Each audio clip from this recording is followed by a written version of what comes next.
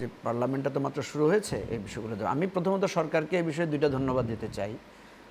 একটা হচ্ছে যে এখনও ওনারা দামটা স্থিতিশীল রেখেছেন, দাম বাড়ার নাই, কারণ বিশ্ববাজারে কিন্তু 49% অলরেডি ইনক্রিজ করে গেছে। দ্বিতীয় হচ্ছে ওনারা এটার জন্য কাউকে দোষারোপ করেন নাই। শেখ হাসিনা সরকার থাকলে বা ওয়াইদুল কাদের বা ওই যে কি হাসান মাহমুদ থাকলে এতক্ষণে বলতো যে এটা বিএনপি জামাতে যুদ্ধটা বাজিয়ে এই সরকারের মানে বিপদে ফেলছে, এটা নির্ঘাত এরকম করতো তারা।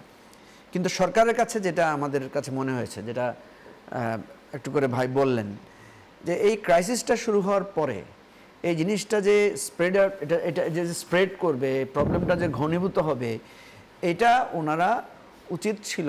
আমি মাননীয় প্রধানমন্ত্রীর সাথে দেখা হয়েছিল আমার সপ্তাহ 10 দিন আগে, ওনাকে আমি তখন অনুরোধ করেছিলাম এটা লিখিতভাবেই, যে আপনি একটা অল পার্টি অ্যান্ড অল স্টেক হোল্ডারদের একটা মিটিং ডাকেন, কারণ এটা বিশ্বব্যাপী সংকট।